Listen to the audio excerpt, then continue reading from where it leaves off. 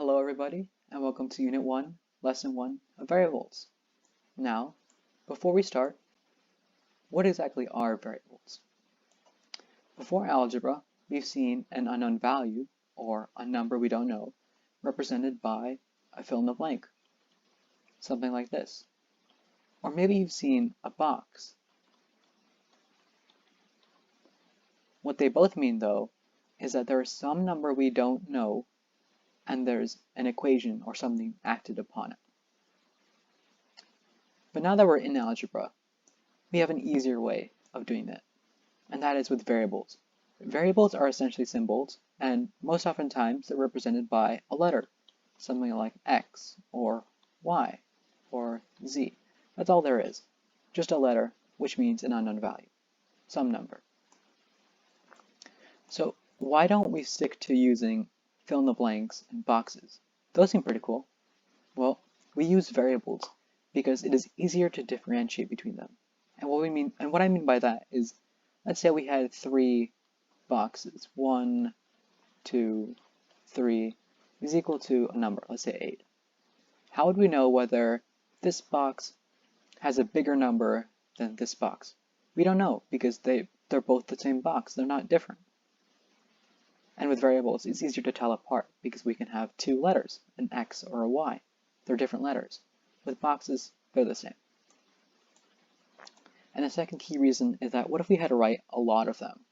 Let's say we had to write 15 fill in the blanks. 1, 2, 3, 4. You get the idea. It just becomes really, really tedious. And with variables, there's a very interesting concept that we can use to simplify that. So now we know the reasons of why we use a variable. Let's try to solve for one. So we know that variables mean an unknown value, and they're represented by a symbol. Well, let's try using a cow as a symbol. Let's say we have some number of cows, and we know that by adding 3, we get 10. So we know that there are a number of cows. We don't know how many, but there are cows, and we have this equation. So how do we find out the number of cows? Well, the important thing to keep in mind is this scale that I drew on the side. We have to balance out this equation.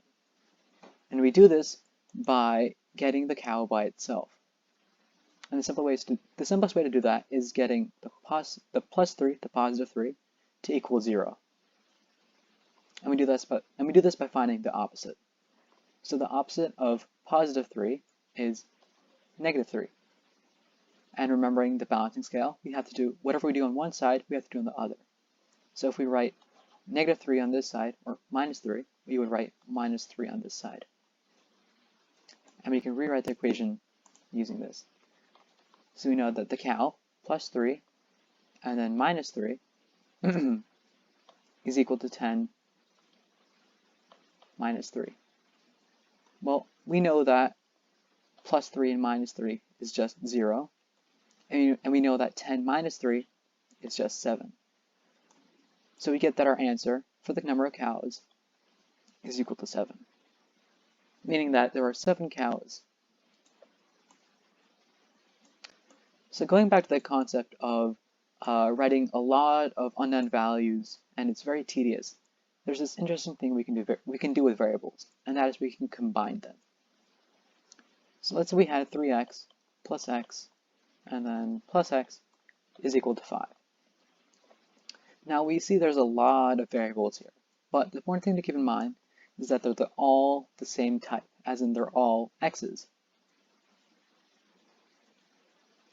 So now that we know that they're all x's, we can combine them, and we do this by adding up their coefficients, or the number in front of the variable. The number in front. Whoa. So we see that there's a 3 in front of this one, but there aren't any numbers in front of these x's. So how do we add them up? How do we add up an imaginary number? Well, this is also an important concept. An x is just equal to 1x. We just don't write the 1. So now that we know that x is just 1x, let's rewrite this. So we know that 3x plus 1x plus 1x is equal to 5. Over time, you won't need to write the 1, but this is just to show. And remembering that we add up the number in front of the coefficient, which is just 3 plus 1 plus 1. We figured out that is 5. And then we write the variable is equal to 5. And remember, you can only combine variables which have the same symbol. So like an x and an x. You can't combine an x and a y.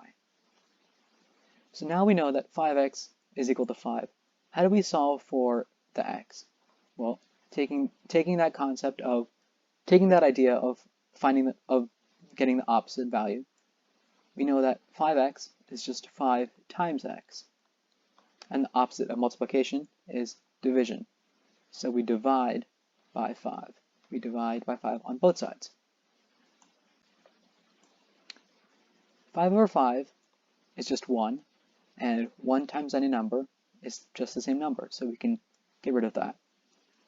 And we simplify this down to x is equal to 5 over 5, which is also just 1. And we know that x is equal to 1. Now, the final concept we're going to go over today is substitution. Sometimes we're given two variables in an equation. Let's say 3x plus y is equal to 7. Well, we know how to solve for one variable, but what about two? How do we solve for two? Well, in this case, you might be given a given. Let's say that y is equal to 1. Well, now that we know what y is, let's rewrite the equation. So we have 3x, and because we know what y is, we can write plus 1 is equal to 7. So now that we have only one variable, we can once again solve. So 3x plus 1 is equal to 7. Remember, to get x by itself, we have to take the opposite. So the opposite of positive 1 is just negative 1 or minus 1. Minus 1 on both sides because we have to balance it out. And then we get 3x plus 1 minus 1 is equal to 7 minus 1. Remember that 1 and minus 1 is just 0, so we don't need to write that. And 7 minus 1 is 6.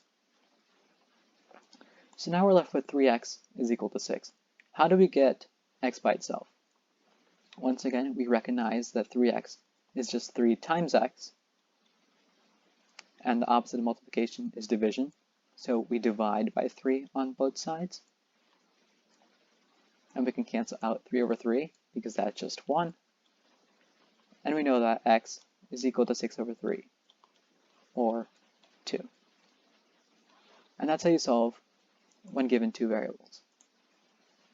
Thank you for listening. Look out for the next episode, and have a great day.